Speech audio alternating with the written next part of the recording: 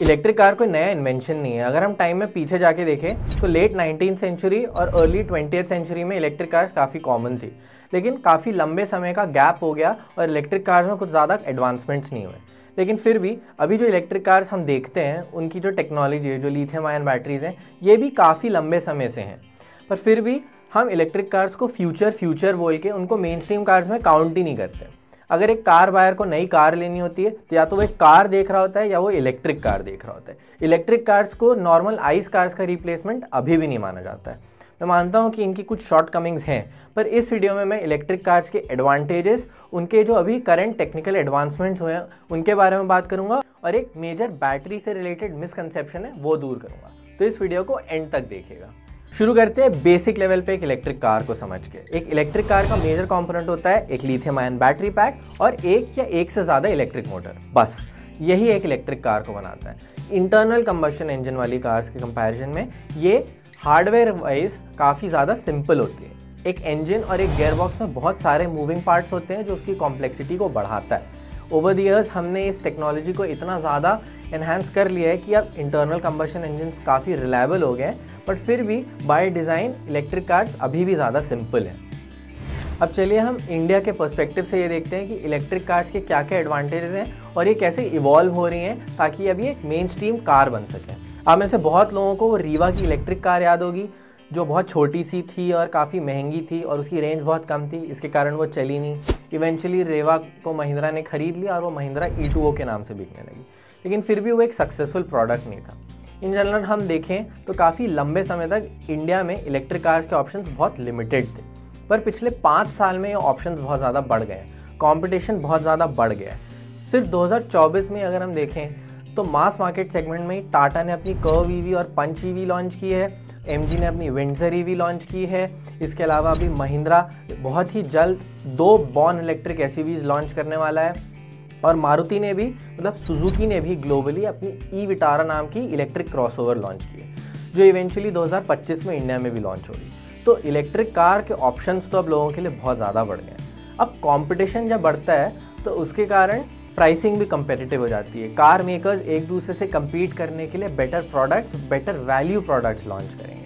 अगर हम अभी भी देखें तो इलेक्ट्रिक कार्स काफ़ी अलग अलग बॉडी स्टाइल्स में आती हैं। मास मार्केट से लेकर लग्जरी एंड तक काफ़ी सारे इलेक्ट्रिक कार के ऑप्शंस अवेलेबल हैं। अगर आपको एक अल्ट्रा कॉम्पैक्ट इलेक्ट्रिक कार चाहिए सिर्फ सिटी के लिए तो MG की कॉमेट है। अगर आपको एक नॉर्मल साइज़ की हैचबैक चाहिए तो टाटा की टियागो है। अगर आपको एक प्रीमियम सेडान चाहिए तो BYD की सील है, मर्सिडीज़ की लग्जरी EQS सेडान है। इसके अलावा क्रॉसओवर्स की लिस्ट तो बहुत ही लंबी। तो एक काफ़ी wide spectrum of electric cars available है ताकि लोग चूज़ कर सकें अपनी मनमर्जी की। तो अब इंडिया को EV मेकर्स और मेजर कार मेकर्स काफ़ी ज़्यादा सीरियसली ले रहे हैं। गवर्नमेंट्स भी जो है वो काफ़ी ज़्यादा पुश कर रही हैं इलेक्ट्रिक कार्स को नॉर्मलाइज करने के लिए। तो आने वाले समय में इलेक्ट्रिक कार्स के ऑप्शंस बहुत ज़्यादा बढ़ रहे हैं। लेकिन ऑप्शंस के साथ साथ एक चीज़ और जो बढ़ रही है वो है इलेक्ट्रिक कार्स की रेंज और उनकी एफिशिएंसी। अब इसे बढ़ाने के लिए जो एक मेजर फैक्टर है वो है एरोडायनेमिक्स। एरोडायनेमिक्स किसी भी कार में काफ़ी बड़ा रोल प्ले करता है, उसकी परफॉर्मेंस और उसकी एफिशिएंसी दोनों के लिए। पर इलेक्ट्रिक कार्स थोड़ी ज़्यादा सेंसिटिव देखी गई है। उनके ड्रैग कोएफिशिएंट के हिसाब से जो है वो उसकी रेंज काफ़ी ज़्यादा वेरी करती है। इसलिए अगर आप देखेंगे तो मेजॉरिटी ऑफ इलेक्ट्रिक कार के अलॉय व्हील्स के ऊपर एक प्लास्टिक का व्हील कैप होता है जिसे वो एरो व्हील कवर्स के नाम से बेचते हैं। ये ड्रैग को कुछ % तक रिड्यूस करता है। इसी के साथ साथ इलेक्ट्रिक कार्स की जो शेप है वो भी काफ़ी ज़्यादा एरोडायनेमिक्स को ध्यान में रखते हुए बनाया गया। अब जो सबसे बड़ा कंपोनेंट है एफिशिएंसी के लिए या रेंज के लिए वो है उसकी बैटरी।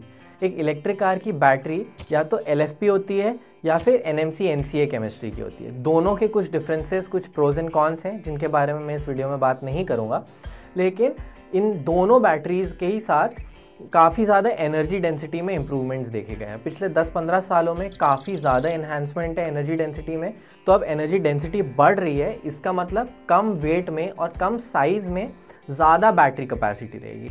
तो बैटरी जो एक इलेक्ट्रिक कार का सबसे हैवी कंपोनेंट होता है वो हल्की हो जाएगी। हल्के होने के कारण जो है वो रेंज बढ़ जाएगी, क्योंकि कम वेट मतलब कम इलेक्ट्रिसिटी यूसेज मतलब एफिशिएंसी ज़्यादा बढ़ जाएगी।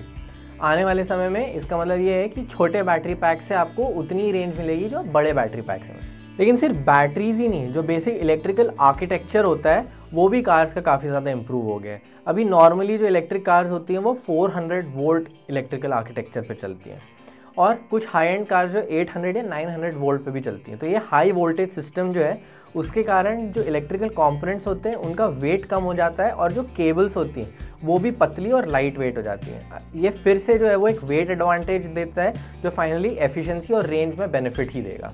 इस हाई वोल्टेज आर्किटेक्चर के कारण चार्जिंग स्पीड्स भी काफ़ी इम्प्रूव हुई हैं। अगर हम लो एंड पे देखें तो भी एक इलेक्ट्रिक कार 10 to 80% एक घंटे से कम में चार्ज हो जाती है, और अगर हम हाई एंड लग्जरी एंड में या प्रीमियम कार्स के एंड पे देखें तो वो 150 से लेकर 350 किलोवाट तक की भी चार्ज एक्सेप्ट कर सकती हैं। इसका मतलब एक आयोनिक 5 जैसी कार 10 to 80% से 20 समथिंग मिनट्स में कंप्लीट कर लेती है। तो चार्जिंग स्पीड्स काफ़ी ज़्यादा इंप्रूव हो गई। तो जो लोगों के चार्जिंग टाइम से रिलेटेड इश्यूज़ हैं वो जो हैं वो आने वाले समय में और रैपिडली सॉल्व होने वाले हैं। अगर आप अपने स्मार्टफोन को एक एग्जांपल के तौर पे देखें तो 10 साल पहले एक फ़ोन को चार्ज करने में अगर 1.5 से 2 घंटे लगते थे, तो आज आधे घंटे या 1 घंटे में फ़ोन फुल चार्ज हो जाता है। तो वैसे ही हम इलेक्ट्रिक कार्स को भी चार्ज जल्दी होते हुए देखेंगे। ऑफकोर्स डीसी फास्ट चार्जिंग या पब्लिक चार्जिंग के लिए एक इंफ्रास्ट्रक्चर चाहिए जो अभी इंडिया में मैच्योर नहीं हुआ है। ये अभी भी ईवीज़ के लिए स्पेसिफिकली इंडिया में एक मेजर हर्डल है। मैंने इस पर एक डिटेल्ड वीडियो बनाई है, और अगर आप उसे देखना चाहते हैं तो इस कार्ड को क्लिक कीजिए। और मेरी इसी ईवी चार्जिंग इंफ्रास्ट्रक्चर वाली वीडियो में मैंने कहा था कि एक इलेक्ट्रिक कार को अक्वायर करने की जो कॉस्ट है वो एक पेट्रोल ऑटोमेटिक कार के कंपैरिजन में काफ़ी ज़्यादा है। 40 to 50% तक का भी प्राइस गैप देखा गया। पर उस वीडियो से लेकर अब तक टाटा ने अपनी इलेक्ट्रिक कार्स की प्राइसेस कट किए हैं, और इस लेवल तक कि कुछ वेरिएंट्स जो हैं उनका प्राइस डिफरेंस पेट्रोल ऑटोमेटिक और ईवी के जो कंपेरेबल ट्रिम्स हैं उसमें सिर्फ 50,000 रुपीज़ का एक शोरूम प्राइस डिफरेंस है। तो इलेक्ट्रिक कार जो पहले आपको कॉस्ट रिकवर करने के लिए 40 से 50,000 किलोमीटर चलानी होती थी, अब वो 10 से 15,000 किलोमीटर या 1.5 से 2 साल के अंदर ही आप कवर कर सकते हैं। सिर्फ इतना ही नहीं है, बैटरीज की जो कॉस्ट है वो खुद ही काफ़ी ज़्यादा कम हो रही है, और ये आने वाले समय में और कम होते हुए हम देखेंगे। तो फ्यूचर के लिए ये काफ़ी ज़्यादा पॉजिटिव इंडिकेशन है, और इसके कारण जो प्राइस डेल्टा हम देखते हैं पेट्रोल ऑटोमेटिक वर्सेस ईवीज़ में, वो गैप जो है वो धीरे धीरे कम और ज़्यादा होता जाएगा। इलेक्ट्रिक कार्स की तो रनिंग कॉस्ट भी काफ़ी कम मानी जाती है, खासकर जो लोग सिटी में चला रहे होते हैं, पब्लिक चार्जर्स का यूज़ कम कर रहे होते हैं और घर में ज़्यादा चार्ज कर रहे हैं। जनरली स्पीकिंग इलेक्ट्रिक कार की रनिंग कॉस्ट लो एंड पे, मतलब एफिशिएंसी वाले एंड में 2 से 3 रुपये पर किलोमीटर के आसपास होती है। वहीं पे एक एफिशिएंट हैचबैक पेट्रोल ऑटोमेटिक भी 6 से 7 रुपये पर किलोमीटर के हिसाब से चलती है। तो इलेक्ट्रिक कार्स का ये एक एडवांटेज तो काफ़ी ज़्यादा ऑब्वियस है रनिंग कॉस्ट में।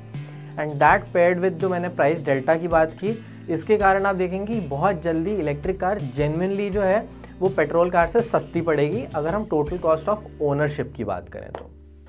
टोटल कॉस्ट ऑफ ओनरशिप में सिर्फ परचेजिंग कॉस्ट और रनिंग कॉस्ट ही नहीं, मेंटेनेंस कॉस्ट भी इंक्लूडेड होती है। और ईवीज़ की मेंटेनेंस कॉस्ट और मेंटेनेंस रिक्वायरमेंट दोनों एक कंबस्शन इंजन वाली कार से कम होता है।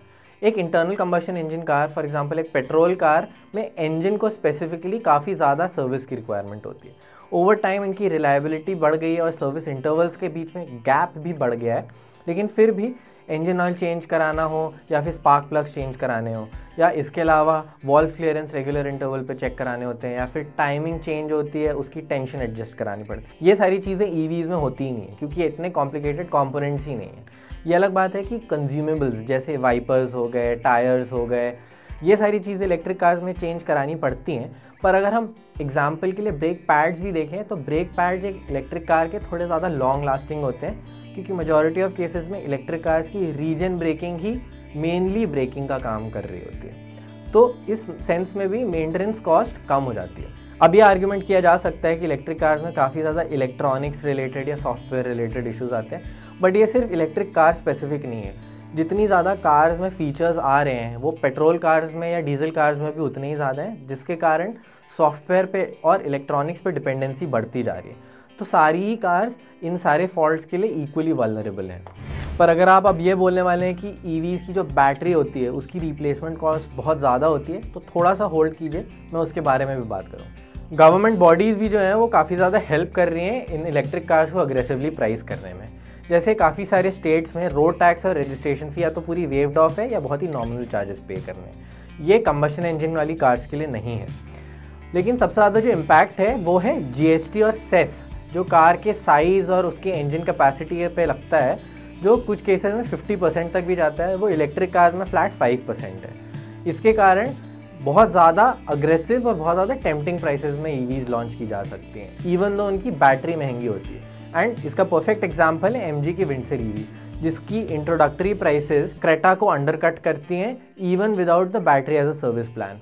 ये डिमेंशंस में ऑलमोस्ट एक क्रेटा जितनी ही है, लेकिन क्योंकि इसमें ये सब 4 मीटर वाला रूल अप्लाई नहीं होता है, तो जीएसटी बेनिफिट्स के कारण ये क्रेटा से काफ़ी ज़्यादा सस्ती है, जबकि फीचर्स और परफॉर्मेंस इन सभी के मामले में जो है वो काफ़ी ज़्यादा कंपेरेबल माने। इतने सारे पॉजिटिव पॉइंट्स और मेजर एडवांसमेंट्स के बाद भी लोग इलेक्ट्रिक कार्स लेने से डरते हैं, क्योंकि एक जनरल अजम्पशन है कि इलेक्ट्रिक कार्स की लाइफ बहुत लिमिटेड होती है, या फिर वारंटी खत्म होने के बाद उसकी बैटरी रिप्लेसमेंट कॉस्ट बहुत ज़्यादा होगी। आई एग्री, बैटरी काफ़ी एक्सपेंसिव होती है, लेकिन वारंटी हो या ना हो बैटरी पूरी ही ख़राब नहीं हो जाती है। यूजुअली बैटरी का एक सेल या मल्टीपल सेल्स ख़राब हो सकते हैं जिसको रिप्लेस किया जाता है, तो आपको पूरी बैटरी पैक की कॉस्ट तो वैसे भी नहीं पे करनी। और स्टैंडर्ड वारंटी ही इलेक्ट्रिक कार्स में काफ़ी ज़्यादा होती है। जो बैटरी पैक की वारंटी होती है वो यूजुअली 8 से 10 साल और 1.5 से 2 लाख किलोमीटर के आसपास होगी। वहीं एक स्टैंडर्ड आइस कार की वारंटी 4 साल और 60,000 से 1 लाख किलोमीटर तक की होती है। तो वारंटी ख़त्म होने का मतलब ये नहीं है कि कार की लाइफ ख़त्म होगी। क्या जनरली हमारी पेट्रोल या डीजल कार्स वारंटी ख़त्म होने के बाद ख़राब हो जाती है? नहीं। वैसे ये अज्यूम कर लेना कि एक इलेक्ट्रिक कार वारंटी ख़त्म होने के बाद ख़राब हो जाएगी इज़ रॉन्ग। डेटा भी यही बताता है कि एक बैटरी जो है वो रफली 1500 से 2000 चार्ज साइकिल्स ले सकते हैं। इसका मतलब अब उस बैटरी को 0 to 100 और 100 to 0 टोटल एक साइकिल है, इसको 1500 से 2000 बार करेंगे, उसके बावजूद जो है वो एक 80% बैटरी हेल्थ होनी चाहिए। इसका मतलब अगर आपकी कार की जो बैटरी है उससे 300 किलोमीटर की रेंज मिलेगी और 1500 चार्ज साइकिल्स के बाद आप 4.5 लाख किलोमीटर चला पाएंगे, और उसके बावजूद आपकी कार की जो बैटरी हेल्थ है वो 80% के आसपास होनी चाहिए। और मेजॉरिटी ऑफ कार्स अपनी पूरी लाइफ में 4.5 लाख किलोमीटर नहीं चलती। वही अगर हम हायर एंड पे देखें तो 6 लाख, 7 लाख, 8 लाख किलोमीटर्स की भी कैपेसिटी होती है इन बैटरीज़ की। तो मेजॉरिटी ऑफ लोगों के लिए बैटरी जो है वो कभी भी एक मेजर इशू नहीं बनेगी। और एमजी ने जैसे अपनी विंडसर ईवी में अनलिमिटेड ईयर्स और अनलिमिटेड किलोमीटर्स के लिए जो है वो बैटरी वारंटी दी है फर्स्ट ओनर के लिए, तो वो तो फर्स्ट ओनर के लिए बहुत अच्छी है। तो अब अगर आप 10 साल या 15 साल रखें गाड़ी को, आपकी बैटरी हमेशा वारंटी में है। ये बैटरी एज अ सर्विस के साथ और उसके बिना दोनों ही केसेस में एप्लीकेबल है। तो इसका मतलब अगर लॉन्जेविटी की बात करें तो इलेक्ट्रिक कार्स जो हैं वो पेट्रोल डीजल कार्स के जितना या उनको आउटलास्ट ही करेंगी। आप गूगल करके देख सकते हैं कि ग्लोबली टेस्लास और बहुत सारी इलेक्ट्रिक कार्स जो हैं वो लाखों किलोमीटर चलने के बाद भी जो है वो अपनी फर्स्ट बैटरी पे हैं और कोई भी मेजर इशू नहीं है। तो इलेक्ट्रिक कार्स की रिलायबिलिटी और लॉन्ग लाइफ दोनों पे कोई बहुत ज़्यादा क्वेश्चन नहीं है। तो आज की वीडियो में बस इतना ही है। और अगर आप मेरी पुरानी वीडियोस जिनमें मैंने सीएनजी और हाइड्रोजन फ्यूल सेल कार्स को इलेक्ट्रिक कार से कंपेयर किया है वो देखना चाहते हैं तो आपको उसकी लिंक डिस्क्रिप्शन में मिल जाएगी। अगर आपको ये वीडियो पसंद आई हो तो प्लीज़ इसे लाइक कीजिए, अपने दोस्तों के साथ शेयर कीजिए, और अगर आपको ऐसे ही इन्फॉर्मेटिव वीडियोस देखनी है तो प्लीज़ मेरे चैनल को सब्सक्राइब कीजिए।